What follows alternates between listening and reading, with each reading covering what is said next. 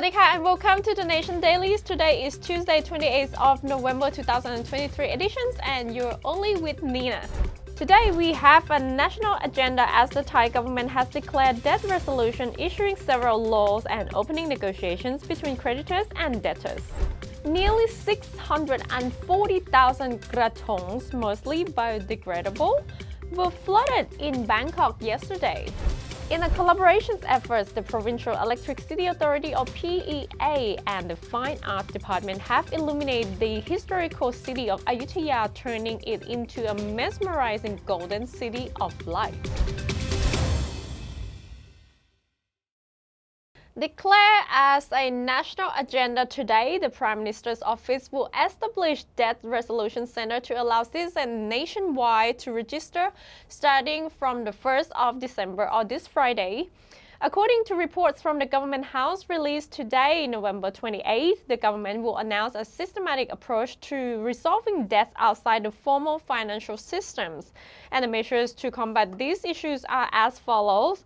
The first one is in cases where groups or individuals engage in behaviors such as illegal money lending or charging interest rates beyond what the law permits, legal actions will be taken according to the nature of the offense. This includes actions under criminal law, debt collection, laws regulating interest rates, and other relevant legislation. Provincial and district administrative organizations have been tasked with overseeing these operations. The second one is law enforcement efforts to combat these offenses will be coordinated amongst all relevant agencies in the respective areas. This coordination aims to ensure effectiveness, efficiency, and fairness in the implementations of the law. Once the Prime Minister has announced the plan for resolving informal debts, the Finance Ministry will initiate registrations for debt relief. Simultaneously, registrations for assistance in resolving informal debts will be open nationwide. Yesterday was a Loy Krathong day. I'm pretty sure that most of you went out to loy your krathong or flood your krathongs. But do you know that this morning, according to the Bangkok Metropolitan Administration or BMA, reported that as many as almost 640,000 krathong were flooded on Bangkok's Mirage Canal for Loy Krathongs this year, which is an increase of 11% compared to last year. And most of the krathong, around 620,000 krathong this year, were made of natural materials, while 20,877 were made of foam still. BMA say that Bangkokians are more environmental friendly conscious this year as the number of biodegradable krathong rose to 96.74% compared to 95.7% last year. Meanwhile, krathongs made from foam dropped to 3.26% compared to the 4.3% last year. Klong Samwa district was the winner district that many people went to flood their krathong, which is also the champion in the most biodegradable krathongs.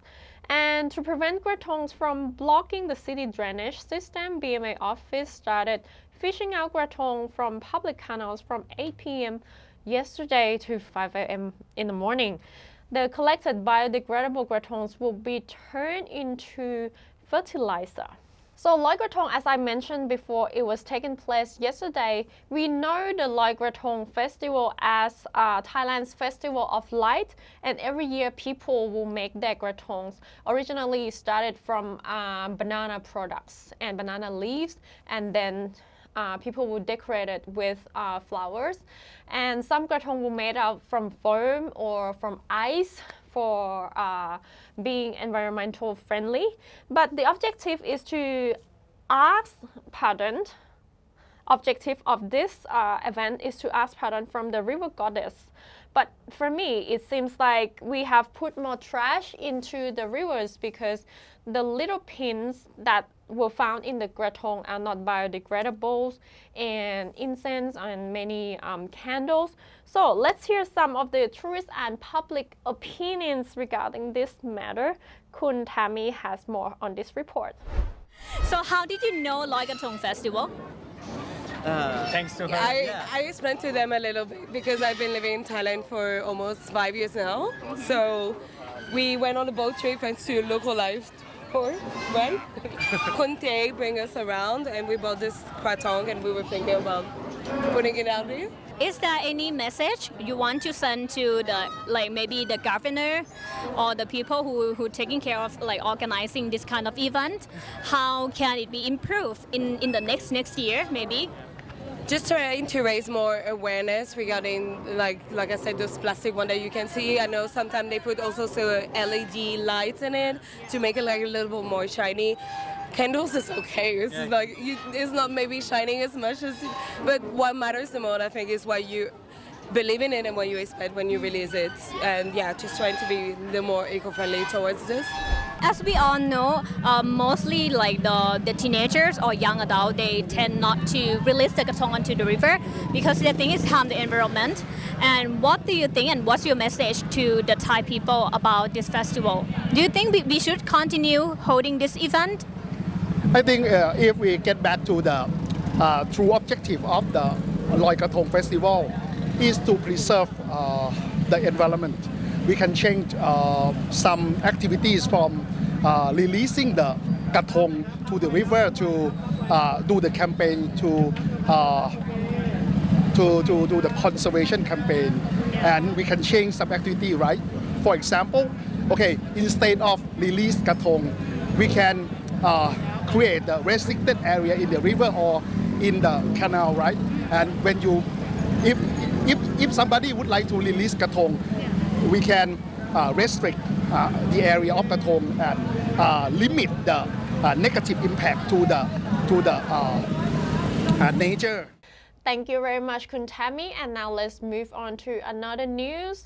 It's gonna be about the ancient city Ayutthaya. Many of you know about it already, and of course we have heard a lot about Ayutthaya because it has a lot of festivals right now, especially the light festival along the temples. And for this, also we will have in a collaborative effort, the Provincial Electricity Authorities or PEA and the Fine Arts Department have illuminated the historical city of Ayutthaya, turning it into a mesmerizing golden city at night. So thousands of energy efficient LED bulbs in orange and yellow ooze now illuminate the ruins, enhancing their spectacular beauty. A recently released drone captures bird's eye view show that the ancient capital covered in radiant ooze against a backdrop of darkness. The PA say that the lights installed in collaboration with the Fine Arts departments are energy-saving LED bulbs. The aim behind the project is to not just add to Ayutthaya's charm, but also drive tourism to the ancient city, which was inscribed as a UNESCO World Heritage Site in 1991. The PEA said that it has incorporated technology to ensure there are no short circuits, and the lighting system is programmed to safely turn on and off. Recently, the ancient city has a lot of visitors, and also many temples become alive after dark as there are many festivals and events going on there. And also, this is because of the trends that come from, the Love Destiny Thai movie right now.